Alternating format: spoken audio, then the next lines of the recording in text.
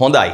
අද දවසේ මම ඔබට උගන්වන්න සූදානම් වන්නේ ඉංග්‍රීසි භාෂාවේ තියෙන ඉතාම සරල භාවිතයක්.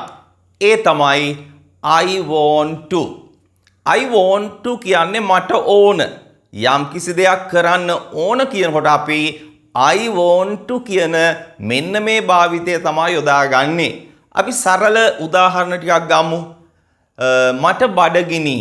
මට මොනවා හරි කන්න ඕන. මට බඩගිනි. I'm hungry. I want to eat something. මට මොනවා හරි දෙයක් කන්න ඕන. I want to eat. මට කන්න ඕන something යමක්.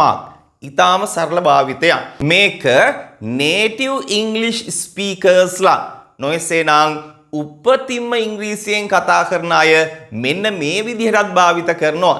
ඒ තමයි I wanna eat something.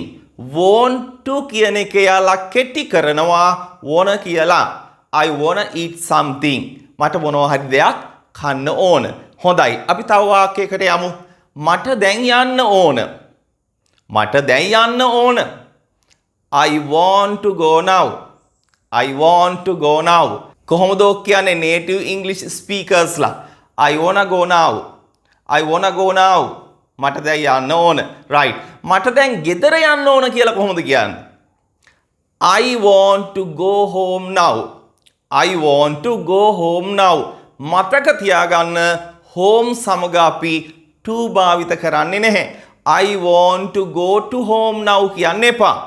I want to go home now. ඒ විදිහට භාවිත කරන්න. අපි තවත් වාක්‍යයක් ගමු.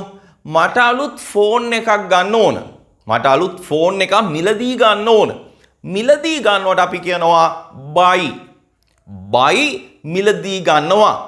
I want to buy. මට මිලදී ගන්න ඕන අලුත් ෆෝන් එකක්. a new phone. අලුත් ෆෝන් එකක් කියනකොට අල් කයන්න ගන්න තමයි අපි භාවිත කරේ. සරලව එහෙම මතක තියාගන්න. හොඳයි. තව උදාහරණයකට අපි යමු. මට ඔයත් එක්ක නටන්න ඕන. දැන් පාටියකදී එහෙම කියනවා නේද? යාළුවෙක් හම්බ වුණාම, හිතවතෙක් හම්බ වුණාම මට ඔයත් එක්ක නටන්න ඕන. කොහොමද කියන්නේ? I want to dance with you. I want to dance. මේ dance කියන එක ඇමරිකන් සුද්දා කියන්නේ dance කියලා. I want to dance. right? අන්නේ විදිහට අපිට හුරු වෙලා තියෙන්නේ British English නැත්නම් බ්‍රිතාන්‍ය ජාතිකයෝ භාවිතා කරන ඉංග්‍රීසි තමයි අපි බොහෝ වෙලාවට භාවිත කරන්නේ. I want to dance with you. ඔයත් එක්ක. with කියන්නේ එක්ක. නොයසේනම් සමග කියන එක. ඕක කොහොමද සුද්දෙක් කියනවා නම් කියන්නේ අර කෙටි ක්‍රමය භාවිත කරලා. මේක ලංකාවේ වුණත් භාවිත කරනවා. wanna, gonna කියන්නේ going to කියන එක. මං ඉදිරියේදී ඔබට කියලා දෙන්නම් එවැනි භාවිතයන්. හරි. අපි තව එකකට යමු. මට අලුත් රස්සාවක් ලබා ගන්න ඕන. නැත්නම් මට අලුත් රස්සාවක් හොයා ගන්න ඕන. කොහොමද කියන්නේ? I want to get a new job. I want to get a new job.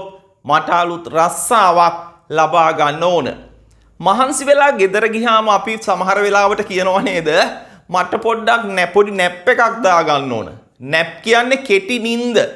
පොඩි නිින්දක් දා ගන්න ඕන. මහන්සි වෙලා ගෙදර ගියාම අපි කියනවා I want to take a nap. I want to take a nap. මට කෙටි නිින්දක් ඕන.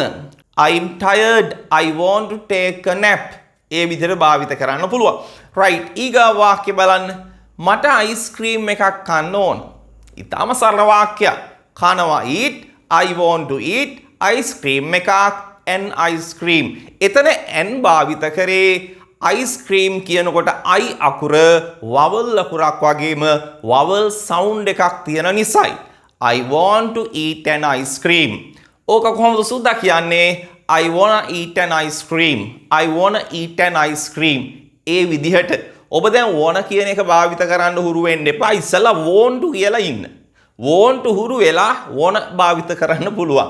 right. ඊගාව එක බලන්න. ඊගාව එක තමයි මට සංගීතයට සමන් දෙන්න ඕන.